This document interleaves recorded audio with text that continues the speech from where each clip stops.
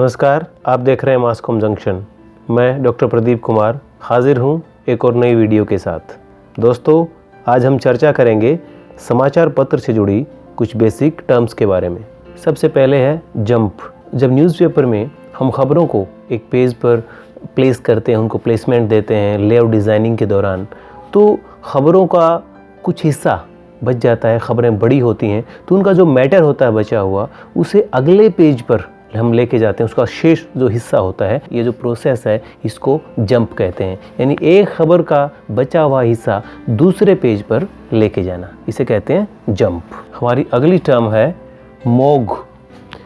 Newspaper offices में एक library बनी होती है, एक पुस्तकालय बना होता है, जहाँ पर जो प्रमुख घटनाएं हैं, जो बड़े बड़े इंसिडेंट आज तक हुए हैं, बड़े बड़े जो लोग हैं, नामचीन जो व्यक्ति हैं अलग अलग फील्ड के, उनसे रिलेटेड इन्फॉर्मेशन, उनकी बायोग्राफीज़ और जो बड़े बड़े मामले आज तक हुए हैं देश दुनिया के, उससे संबंधित कुछ रेफरेंसेस वहाँ पर रहते हैं। और पत्रकारों को ज़रूरत होती है, जब खबरें वो डेवलप करते हैं, खबरें बनाते हैं, उस दौरान उनको रेफरेंस को वो कहीं ना कहीं कोट करते हैं और वहाँ जाकर उसको पढ़ते हैं। इसलिए जो रेफरेंस सेक्शन होता है न्यूज़पेपर में, जो लाइब्रेरी होती है, उसे मॉग कहते हैं। आइए अब एक और टर्म को हम समझने का प्रयास करते हैं, और वो है टीयर शीट। समाचार पत्र में विज्ञापन प्रकाशित होते हैं, और जो विज्ञापन प्रकाशित होता है उसको समाचार पत्र के जो मार्केटिंग डिपार्टमेंट के लोग होते हैं, साथी होते हैं, वो अपने क्लाइंट तक या जो विज्ञापन दाता है उसको उस अखबार का वो हिस्सा, उसकी कटिंग करके उस तक पहुंचाते हैं।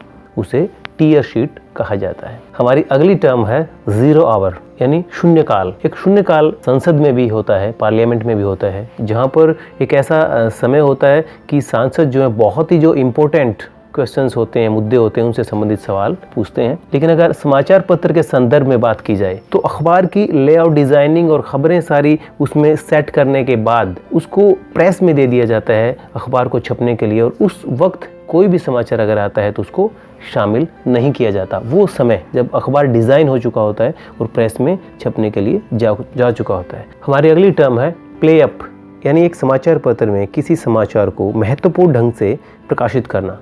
महत्वपूर्ण ढंग का मतलब है कि उसको अच्छा एक लेआउट डिज़ाइन के साथ, ताकि वो खबर उठे, दिखे। कई बार ऐसा होता है, इसका उल्टा अगर हम बात करें, प्ले डाउन होता है, जिसमें खबर को इस तरीके से प्लेस किया जाता है कि वो खबर अखबार में होती है लेकिन फिर भी पाठक को दिखाई नहीं देती। जबकि दूसरी तरफ अगर प्ले अप किया जाता है तो उस खबर को हर पाठक की नज़र तक, जो अखबार पढ़ता है, वो वहाँ तक पहुँचती है, क्योंकि उसका लेआउट, उसकी प्रेजेंटेशन इस तरीके से होती है।